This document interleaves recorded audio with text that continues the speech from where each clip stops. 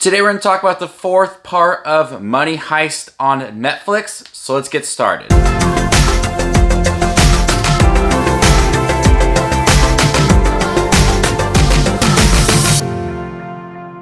Hey everybody, my name is Justin. I love to watch movies. I also love to watch Netflix. If you guys do too, you guys are in the right spot. Make sure to hit that subscribe button down below and click that bell notification for more up and coming videos.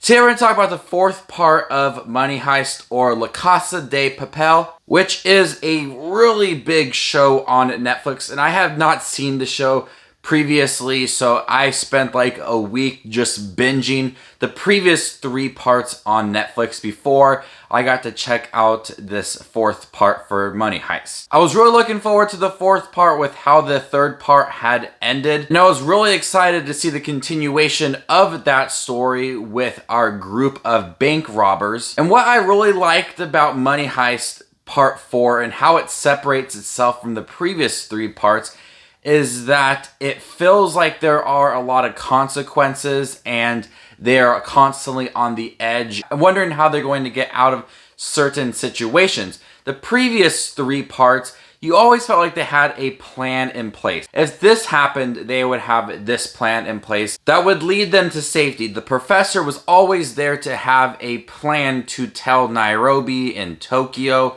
and Berlin and Rio, whoever it is. They always felt like they had a plan in place, so you always felt like they were safe, even if the police was right there. You always felt like they were one step ahead of the police. That's what I liked about the first three parts, is that you're wondering, what is their step? How are they going to outplay the police? The fourth part, we have a character that is really challenging their plans and really throwing a wrench in. And that's Gondia, who was already in the bank, and so he is a hostage now.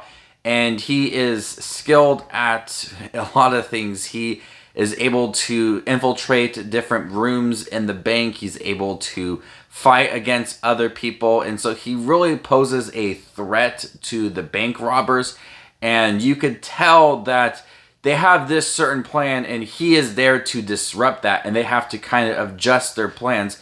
And I really like that within this fourth part, is that everything did not go according to plan, because this plan to rob this bank and the gold and get Rio back. So it was Berlin's plan, and spoiler for anybody who's not seen Money Heist, Berlin is dead. So we do get a lot of Berlin in this series. It's more of a past event, flashbacks about how he had set up this plan. So this is fully not the professor's plan. And so when this guy is there to disrupt everything, they have to kind of think about it, and they have to be quick about it, or there will be some consequences along the way. So I like the fact that it really challenges the characters and makes them think a little more than they did in the previous three parts. Also, there is a lot more emotions to these characters. We even get to know some of their names throughout their series, not just the city that they're named after.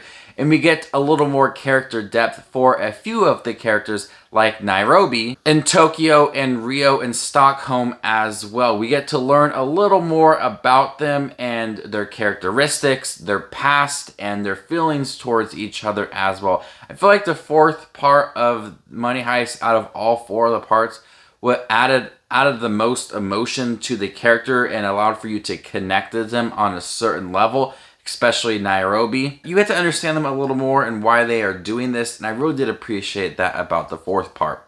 It's a little more violent compared to the first three parts. There are some violent scenes along the way, so it's a little more action-packed compared to the first three parts. And those previous parts are really action-packed. There's a really high budget for Money Heist, but the fourth part seemed to go above that. The fourth part of Money Heist was really good. It ended on a cliffhanger. It challenged the characters. There were some big reveals along the way. There was some emotional moments for the characters as well, and you were able to connect to them. And I really did like that about the series. You got to understand them a little more and about their past, and even get to know their name, which I thought was pretty cool. Overall, the fourth part of Money Heist was what I wanted. I really do like the show and how intense and gripping it is, and watching them try to navigate through the bank robbery and have their steps and see how it's all going to play out, and seeing that and how they intentionally try to get caught at times. It's a lot of fun and it's really intense. And the fourth part takes everything I liked about the previous three parts and added a lot more to it.